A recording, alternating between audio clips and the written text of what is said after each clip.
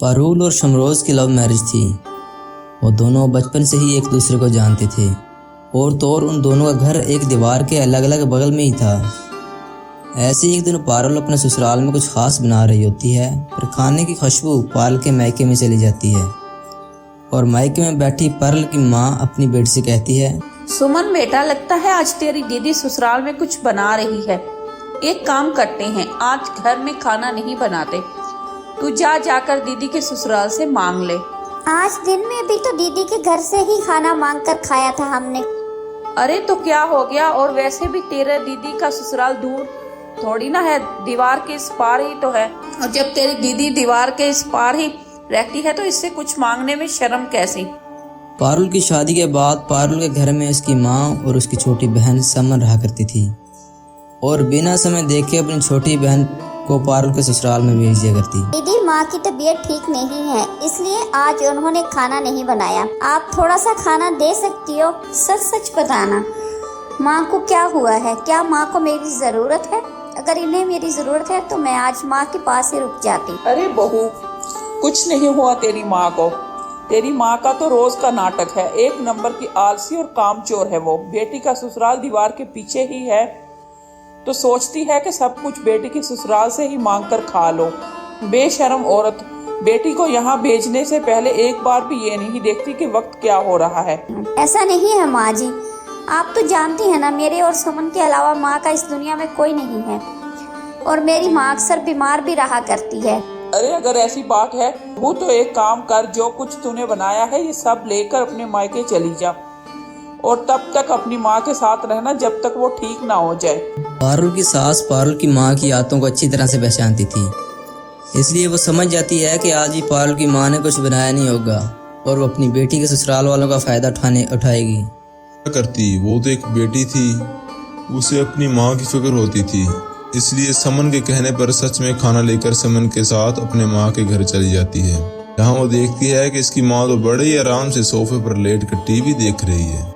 कितना comedy serial है ना, इसे जितना भी देख लो मेरी तो हंसी नहीं रुकती। पर मेरी छोटी बेटी कहाँ रहेगी? अब तक कुछ खाने को लेकर क्यों नहीं आई? पेट में चूहे कूद रहे हैं। मेरी सास बिल्कुल ठीक कह रही थी माँ, तुम नहीं सुधरने वाली। आखिर कब तक बेटी के ससुराल वालों का फायदा उठाओगी?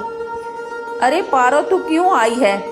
मैंने सुमन को भेजा तो था, इसके हाथ खाना भिजवा देते। हाँ, आई थी सुमन खाना लेने के लिए। बेचारी को शर्म आ रही थी जब मैंने अपनी सास के सामने पूछा था कि खाना मांगने क्यों आई हैं, तो बेचारी ने झूठ मूठ कहा कि आप बीमार हो। पर मेरी सास को पूरा यकीन था कि आप बस नाटक कर रही हो और वो बिल्कुल सही थी। ये पारुल क्यों इतना नाराज हो रही है? देख बेटा, मैं तेरी माँ हूँ, अगर तू अपनी माँ की सेवा नहीं करेगी तो फिर कौन करेगा? तेरी बहन तो अभी बहुत छोटी है, अपनी माँ पर थोड़ा तो तरस खा बेटा। तरस नहीं खाना, अब आप खाना खा लो और मैं कल सुबह ही जाऊंगी, ताकि जब मेरी सास मुझसे सवाल जवाब करे तो मैं इन्हें झूठ मूठ कह तो सकूं कि सच में आप बीमार थी। और एक और बात, कल सुबह होते ही आप अपना ये मुखड़ा लेकर मेरी सास को मत दिखा देना, वरना वो सब कुछ समझ जाएगी। अच्छा ठीक है, मेरी माँ जैसा तू कहेगी वैसा ही करूंगी। अब खाना निकाल, बहुत भूख लगी है। दोपहर में जब तेरे घर से आया था वही खाकर बैठी हूँ अब तक। पारुल और समन अपनी माँ को अपनी हरकतों से बाज आने को कहते हैं, पर पारुल की माँ है जो अपनी हरकतें सुधारने का नाम नहीं लेती। अब अगले दिन पारुल अपने ससुराल वापस चली जाती है और अपनी सास से झूठ मूठ कहती है कि इसकी माँ की तबीयत बहुत ज्यादा खराब है, इसलिए कुछ दिनों तक वो अपने ससुराल से ही अपनी माँ के लिए खाना भिजवाएगी और वो अपनी माँ को कुछ रुपए भी देगी ताकि वो अपना सही से इलाज करवा सके। मुझे तो यकीन नहीं हो रहा कि तेरी माँ इतनी बीमार पड़ गई, ऊपर से तो रात भर रह कर भी आई है।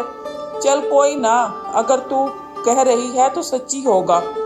वैसे भी तेरी माँ का तेरे अलावा और कौन है? जैसा तुझे ठीक लगे तू वो कर बहू।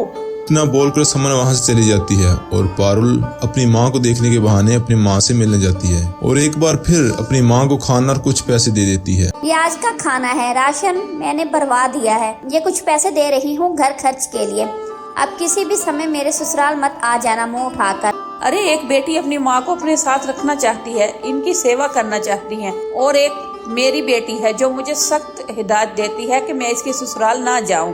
क्योंकि और बेटी की माँ आप जैसे नहीं होती और ना ही औरों की बेटियाँ आपकी बेटी की तरह एक दीवार के पीछे रहती हैं। माँ, वो मेरा ससुराल है, कुछ तो शर्म किया करो। और उसे समझाकर वहां से चली जाती है। अब ऐसे ही कुछ दिन बीत जाते हैं और एक रात पारुल की माँ अपने दामाद को घर आते हुए देखती है और अपने दामाद को घर आते देखकर वो जल्दी से पारुल के घर आ टपकती है।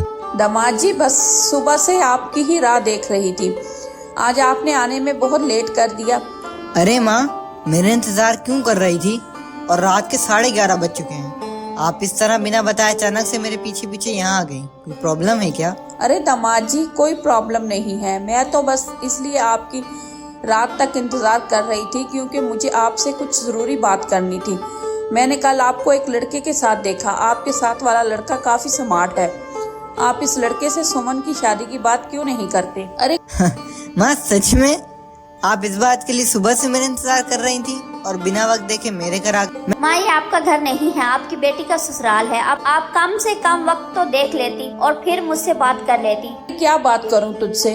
तू हमेशा मुझे खड़ी खोटी ही सुनाती है और दामाद जी हमेशा रात में ही घर आते हैं और सुबह जल्दी चले जाते हैं। मेरे पास और कोई दूसरा वक्त ही नहीं बचता था। मैं खुद अपनी साली के लिए अच्छे रिश्ते देख लूंगा और जिस लड़की की आप बात कर रही हैं उसकी अभी कुछ दिन पहले ही शादी हो चुकी है। हद होती है। यह सुनकर पारुल की माँ उदास हो जाती है और मुंह बनाकर वहां से चली जाती है। पारुल की माँ के जाने के बाद पारुल और शमरोज के बीच काफी बहस होती है। तुम्हारी माँ किसी भी समय मुंह उठा के आ जाती है। सही कहा था मेरी माँ ने, तुम्हारी माँ एक नंबर की लालची औरत। अपनी मैं मानती हूँ मेरी माँ की हरकतें थोड़ी अजीब है, पर आप इन्हें ऐसा तो मत कहिए। वो आपकी भी सास है, थोड़ी तो कदर कीजिए। माँ के लिए मुँह सिलाना बंद कर दो क्योंकि तुम खुद भी अच्छी से जानती हो और इस बात पर ध्यान दो कि तुम अपनी माँ की हरकतों को कैसे सुधारोगी। पारुल शमरोज की किसी भी सवाल का जवाब नहीं दे पाती क्योंकि पारुल खुद भी अच्छे से जानती थी कि उसकी माँ कैसी है। पारुल अपनी माँ को सुधारने की कोशिश तो करती है पर उसकी माँ सुधरने का नाम ही नहीं लेती और वो अब इस तरह किसी भी समय पारुल घर आ जाया करती और पारुल के ससुराल वालों को परेशान करती।